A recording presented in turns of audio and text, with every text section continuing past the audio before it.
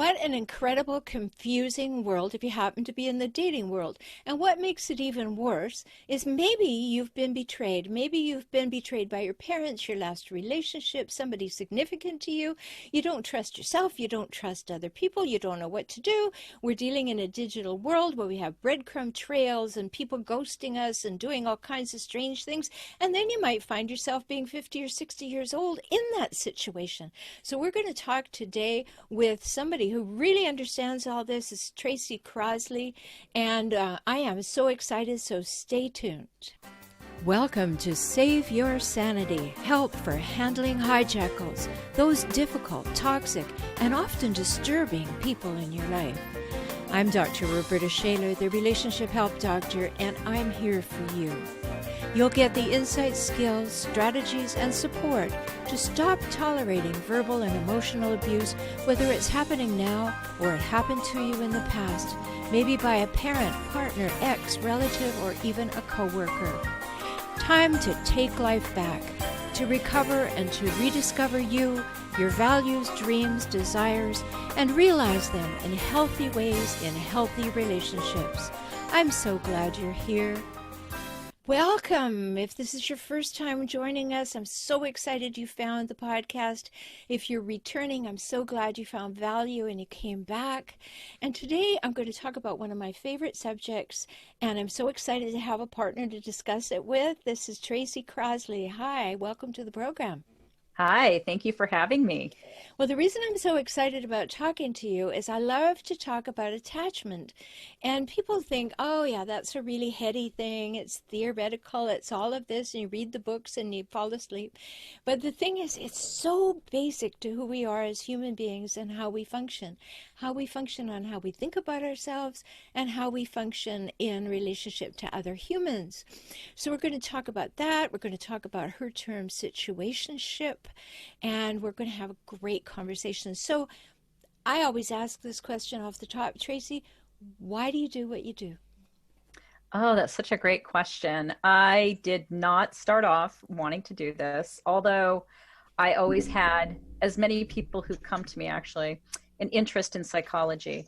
And it was basically so I could figure myself out. I could never figure out why I was anxious, but yet I was very avoidant of intimacy meaning emotional intimacy. And so one of the things that happened was I read a book, and this book, at the time I was single, and I read this book and it talked about other books. And I'm one of those people that I will write down other books in a book.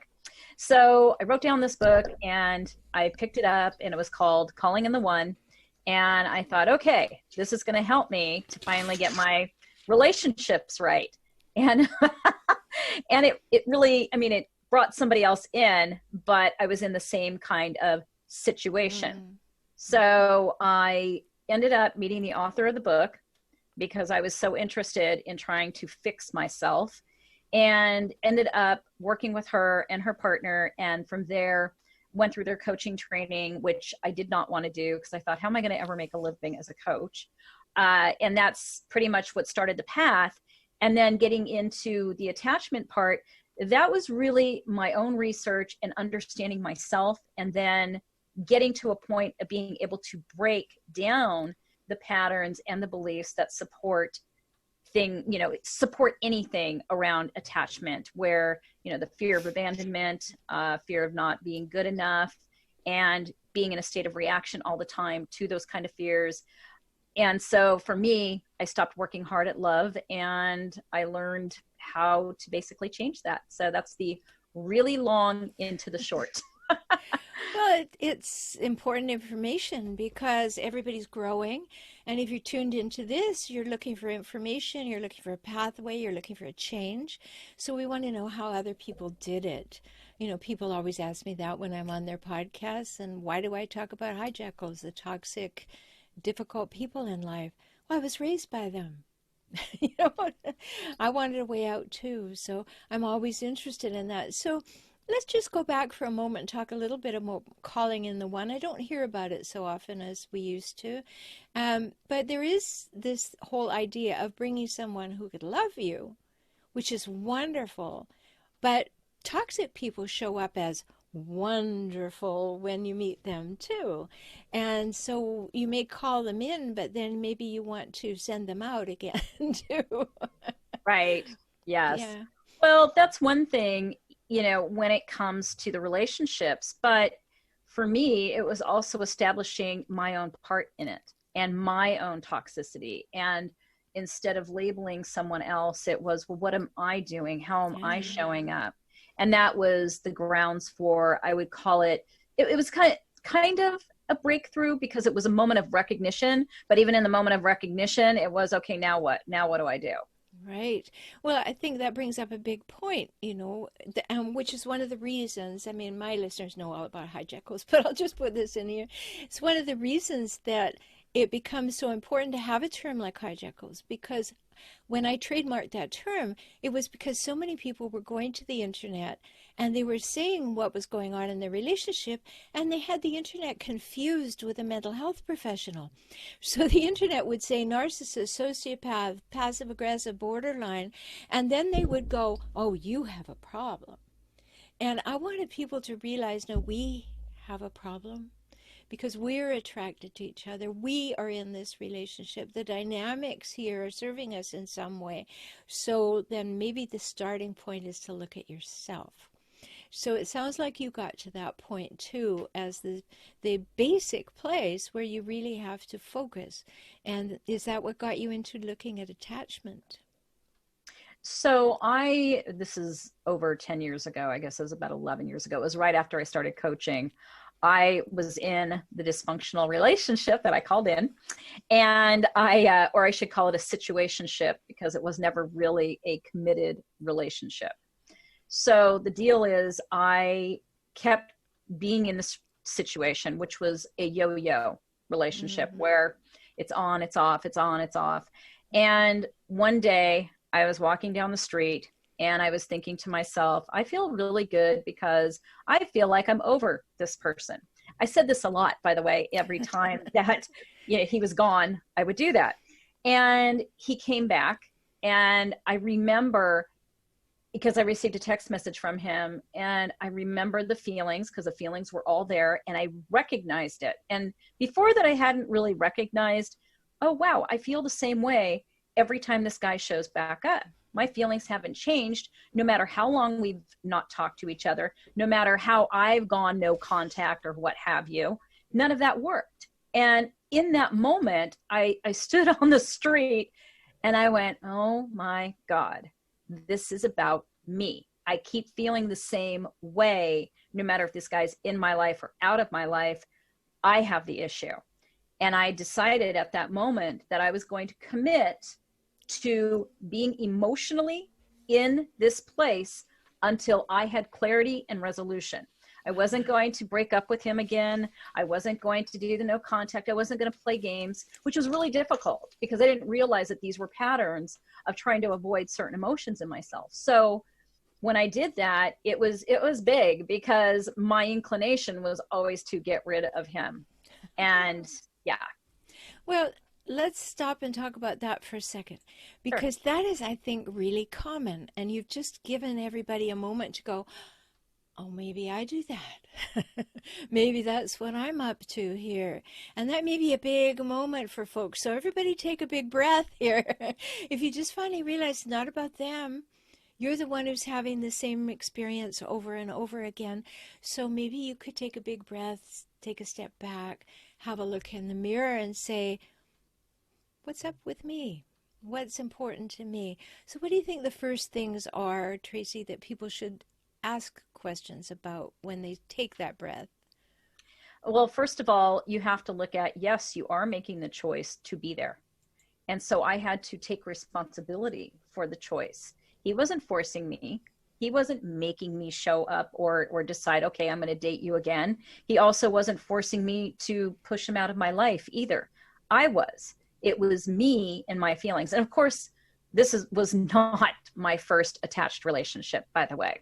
So I had my marriage, and in between my marriage and I'm married again, but in this in between time, I had quite a few of these kind of relationships, but this was the more intense. And this was the one where I actually got a clue. Wait a minute, it's me. And there was a lot that went into that, because a lot of us don't take responsibility. We look at the other person and we point the finger and we go, no, they're wrong, they're bad, they're not doing this right. And the problem with not taking responsibility is you can't become empowered, you stay a victim. And I felt like a victim. I felt like a huge victim, because I realized I was always focusing on him. So trying to get the focus back to me was huge. Mm-hmm. It's very difficult to do when you're not used to doing it. Most people think that they focus on themselves, but they really don't. We focus on a reaction to another person, okay? I'm reacting to what they're doing or not doing, or what they're saying or not saying, but I am not checked into my own feelings and what is driving my behavior. Mm-hmm. Well, this is something that if people are just hearing this, you know, these are big steps. These are big realizations. Like, maybe there's a possibility that I could do things differently. And maybe the beginning of that possibility is that I could look to see what patterns have created the way that I view myself and relationships. And those patterns may not have been healthy. And the result is that I have this particular mindset, and I have this set of feelings, and I also have these needs. And hey, they can change. And they do change. You know, one of the things that I noticed as I became healthier was my attachment to this person started to become less and less. You know, the intimacy, the sexual intimacy, and this is a lot of the people who are drawn to my work and myself, that was the place that we could do that, right? Oh, I can have sex and that's some kind of intimacy, but emotional intimacy, forget it, can't do that.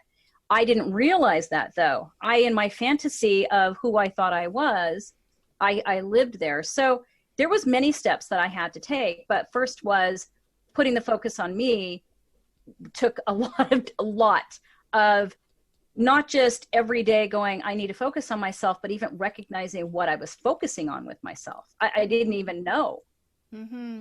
Well, you know what brings up for me, and I love your take on this, is we allow sex to make us feel close, which is not emotional intimacy. We get that kind of confused, don't we?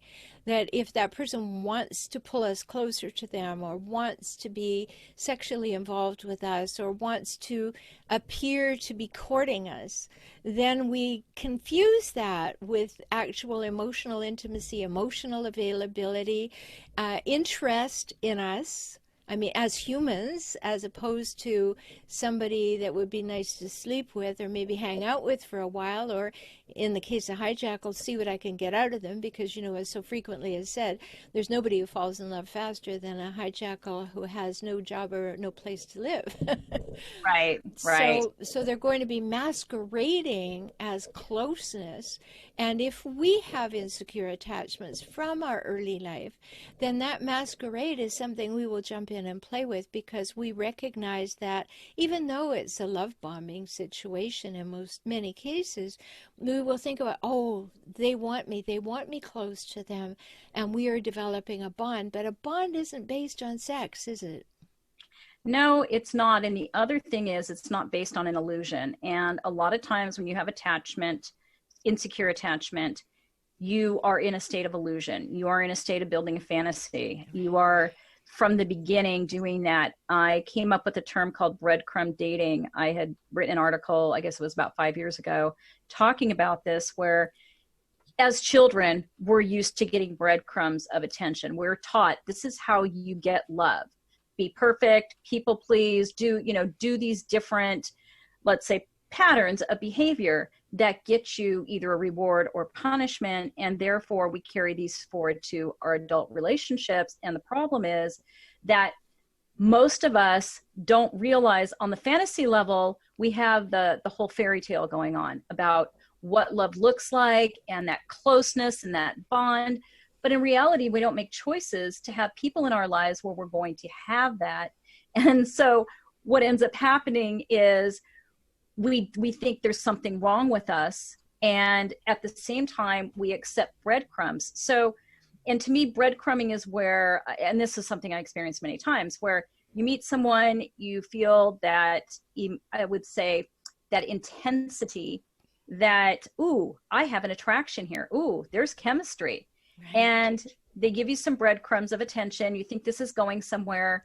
And then they start to do a fade out, they start to fade away. You start wondering, oh, wait a minute, something's different here, because you're so attuned to the other person. You're so in tune to, are they going to call? Are they going to text? And then when something changes, you're hypersensitive to it. And so you contact them maybe and you go, oh, what's going on? Is everything okay? And they go, oh yeah, everything's fine. But then they continue to fade out, they fade away, and then they come back. And that's the problem, is that we're attached to the fairy tale. We think, oh, this is my soulmate. He's coming back. She's coming back. I deal with this all day long. This is the work I do, because I was also in that at one time. So we have a lot of, from our childhood, of getting breadcrumbs and bringing that forward. That's what we're used to. That's what our subconscious knows. So even though we have the fairy tale of this close bond, we don't know how to do it. I didn't know how to do it. I had to learn how to do it. Right. Well, such good points. This whole idea of breadcrumbing, we look at people who are raised in toxic homes. Well, the way that they get their breadcrumbs, just for everybody listening, because I know this is something Tracy knows something about, is that if you have a hijackal parent, toxic parent, you're only going to get validation for when you make them look good. So that's when you get fed. That's when you get the breadcrumbs. You don't get enough to survive, but you get enough to keep going back to the source, hoping you're going to get more. And then when we get a little older and we're in the dating world, we take that with us. So what do people do about that, Tracy? If they're all sitting home right now going, oh yeah, that's how it was at my house, and I'm looking around thinking, I've been turning my phone over 10 times to see if he or she is going to call today. How are those two things related? Well, I mean, they're related in terms of you have put your emotional state on another person. They are responsible for your emotional state, right? If you get the text message, you get the phone call. If you don't, what mood are you in, right? So I look at it, and to me, I mean, there's so many different ways I can go with this question, but I look at it from the perspective of, if my whole emotional state is tied up in somebody else and what they do and what they say, I need to be sure I'm not going to play a game with that either. A lot of us do. Okay. Oh, he didn't text me at 3:00 like he said he would. What's he doing? Right. Or I'm going to ignore him now. I'm not going to when he contacts me. And what that does is it gives you anxiety. It makes you feel bad. You have to stop doing things that make you feel bad. So by your own actions, right? And it doesn't work anyways. I think a lot of us, we get into, if I can create a sense of abandonment in the other person, then they're going to cling to me. But it doesn't work because it's short term. Even if it does for a day, it's not going to work longer than that. And by the way, relationships are about love, not about having somebody be with you out of fear. Right? Well, they're not about power, and that's the whole dynamic here. Like, if I think that, okay, you didn't call me at 3:00 and now I'm not going to talk to you when you call, I mean, we are stuck in an emotional space of somewhere between 3 and 9 years old at that moment. Like, I'm going to take my toys and go home.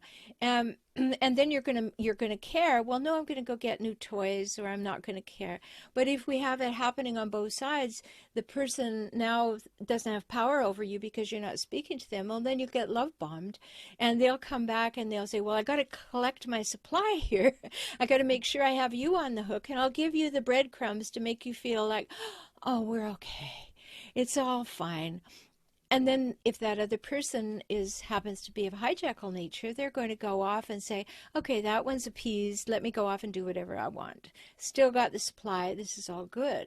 So when we're in a more functional relationship than those with hijackals, I think we need to really talk about how what you just said plays out. Like, where did we get the idea that abandoning somebody, deciding not to answer their call because we're being petulant, is going to get us what we want? Where do you think we get that notion? Society. We see it in society. We see it in our families. We're great observers of our parents. They're models for us growing up.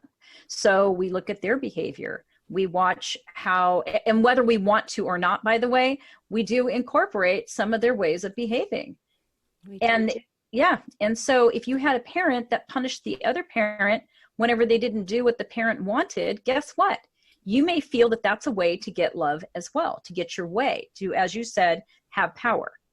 Well, the parent may have treated you that way too. Oh Like, yeah. do what makes me happy, and I'll look at you and smile at you, and maybe sit down with you for 5 minutes, and I will give you that little bit of what you want in order to keep you hooked. This is what I call being hooked on hope. You're hooked on hope that the other person will notice you, they will care more about you, they will care like you do, that the breadcrumbs, as you say, that they're giving you actually will turn into a meal, and you'll sit down and eat it together forever. But the actual fact is, no, they're always moving and the breadcrumbs are always there. So, what happens if you're in a relatively healthy relationship, but we've got a little of this insecure attachment or maybe anxious attachment going on, maybe even avoidant, and you want to face it straight on after you've looked in the mirror and you've asked yourself those questions? What do you do about the relationship? What is your suggestion that you bring up the topic, and how?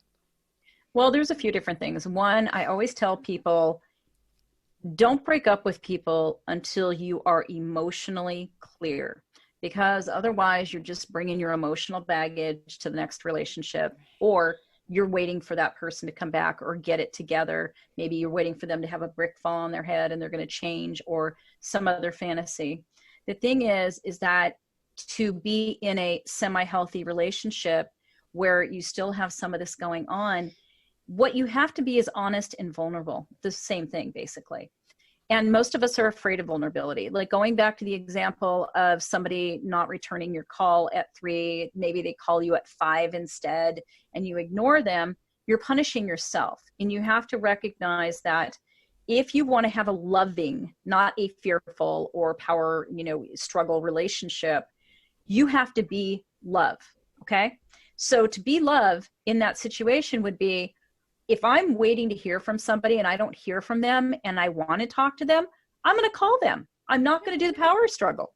And it's simple things like that, but that can provoke a lot of anxiety. That can make you feel out of control. It can make you feel like you're losing something, but what you're really losing is illusion that you have control in the first place. So you want to take those kind of steps where you step into being an adult, because that's emotional, that's that is adult behavior. That's in being an emotional adult. So instead of emotionally a child who is not got a clue and is just in a state of reaction, you are taking action, because that's action. That's deciding, I have feelings, I want to express them. And it's not that you need to make the other person wrong or bad, because that's another power struggle. This isn't about you being right and the other person wrong, or vice versa. It's really about communicating with them, and communicating in a way that expresses vulnerably your feelings, right? And you have to keep stepping into that no matter what the relationship is, because again, you don't want to look to the other person for validation. And this is important, because I could diagnose everybody I was with, and who the heck knows. It was for me more about developing the courage, which created confidence, which created value in me that I didn't have, by speaking to what I was feeling, whether the person wanted to hear it or not. And that was big, because I first of all had to figure out, what are my feelings? Like, what are my real feelings? Not what am I reacting to with this person, but what do I actually feel? So you've got to sit there and you've got to be able to feel your feelings. And I want to say something just in the middle there where you were saying all those wonderful things. I just want to say that if you're in a group of friends who don't understand what Tracy just said, and you begin to understand that, don't go to those friends for advice, because there could be a whole lot of that kind of thing. Well, who does he think he is, not calling at 5 when he's supposed to? Isn't he punctual? Isn't he this, or she? And then the question comes up for me all the time. People are always asking in the Facebook groups or in my membership program. They'll say, well, I've moved away from my hijackal toxic mother, and now I get a message to say that she's ill. What do I do? And I always say, who are you? And they say, what do you mean? And I say, well, who are you? Are you a person who is clear that toxicity exists and you don't do well in that relationship. So are you a person without regrets that could not speak to your mother or not find out what's going on? Or are you a person who needs to find out and then detach again? Who are you? How do you behave? And I hear you saying that same thing, like find out who you are, because there'll be a lots of cheerleaders and flying monkeys around going, no, you show him, don't you talk to him, he didn't call you when he's supposed to. And if you've got friends like that, let them go play together, right? Yeah, that's so much pressure. And when you have anxiety already, that can make the bottom feel like it's falling out. When you have no support around you for just being in the relationship and saying, you know what, I get that there's something going on with you and that you're attached, and that's okay. You know what, be where you are, because pushing people out of that, it doesn't help. It's like telling an alcoholic, hey, stop drinking. You've got to work on yourself to be able to get to a point of stopping drinking or stopping any behavior. So I'm always about, because I tell the same thing to my clients. I'm like, do not get advice from other people, because Right. you're always going to feel like you're wrong. Mm-hmm.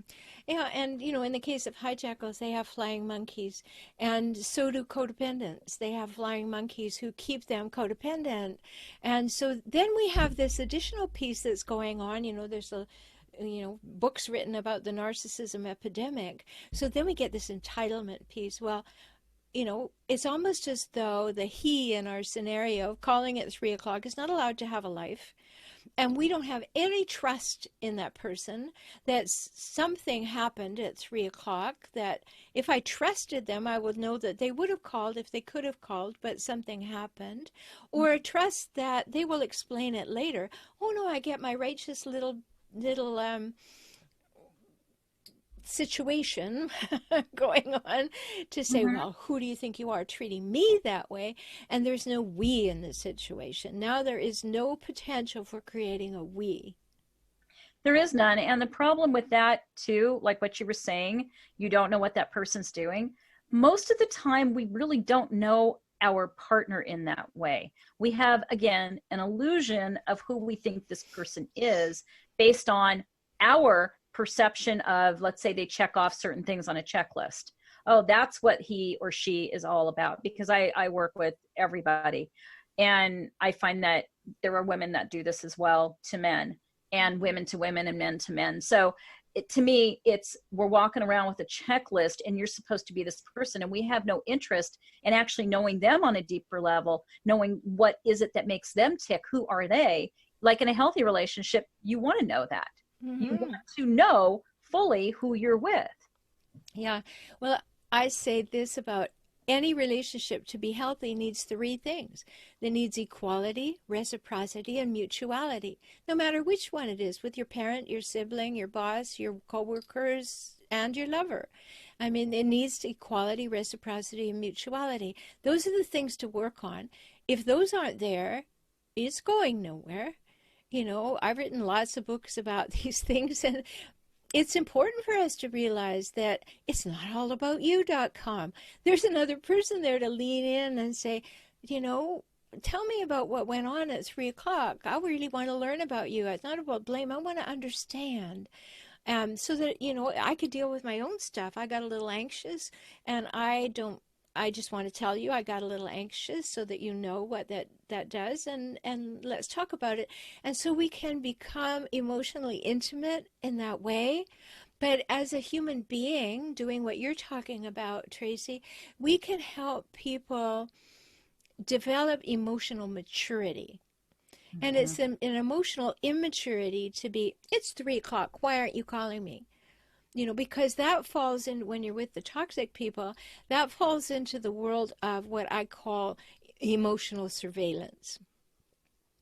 I want to know where you are. I want to know what you're doing, and you need to tell me every second. And if you are not doing everything that I want you to do and you're keeping me secure, then that's your problem.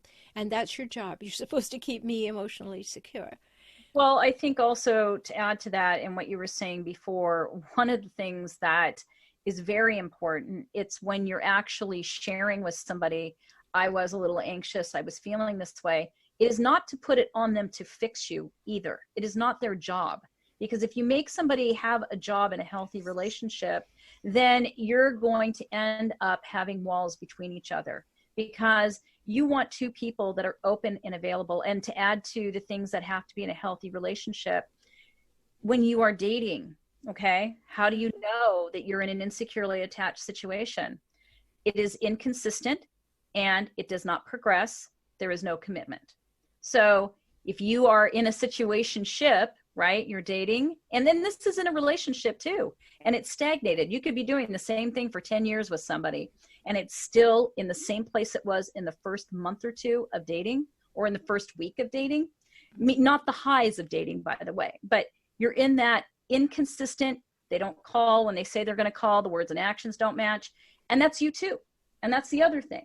A lot of times when you're upset that somebody, let's say, didn't call you at 3 o'clock, you're not looking at your own behavior. Are you consistent all the time, or are you inconsistent? A lot of us are inconsistent, especially when we're busy punishing the other person.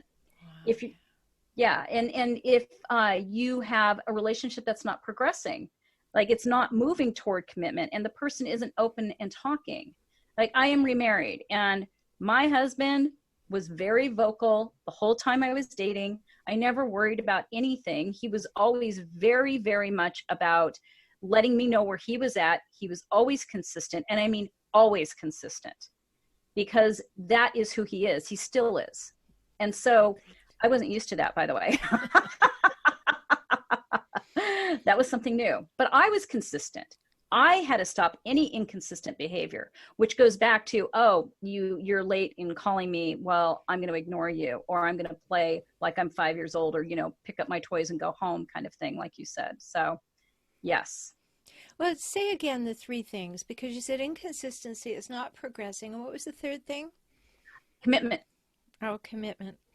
Yeah, commitment. And that's a big deal. Yeah, well, commitment isn't just, oh, we are boyfriend, girlfriend, oh, we are married. Commitment is, and this is for both parties, I have both feet in. Most people have 1 foot in and 1 foot out. And I don't care if you're married. I don't care if you're in a relationship and you're boyfriend, girlfriend. You have to have both feet in.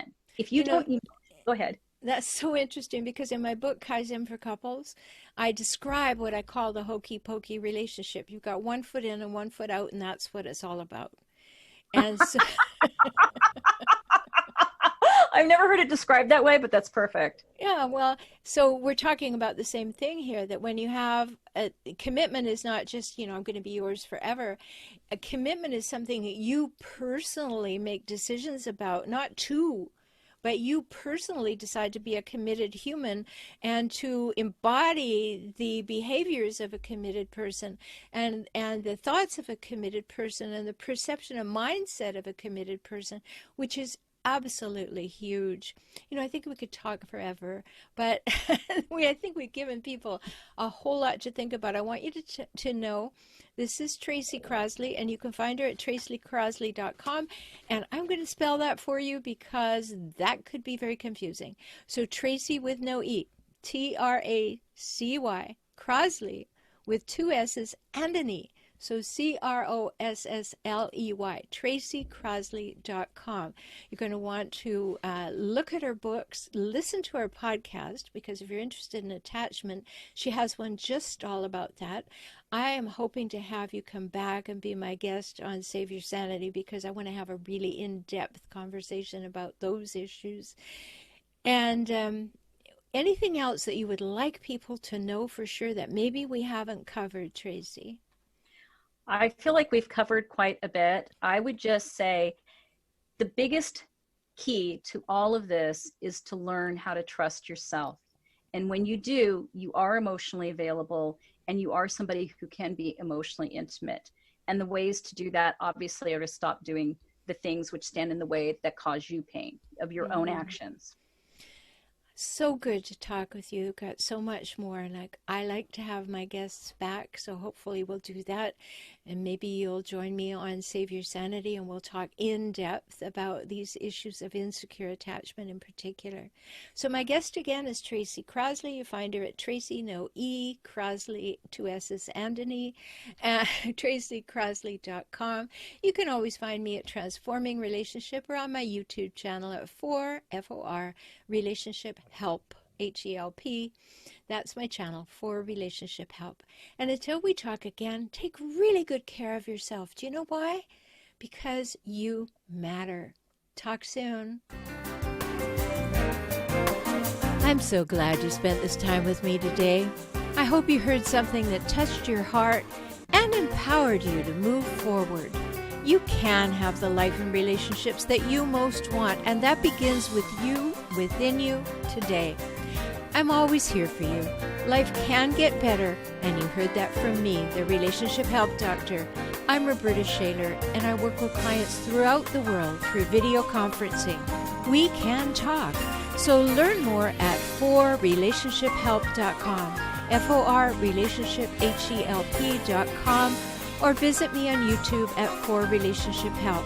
Join me for next week's show.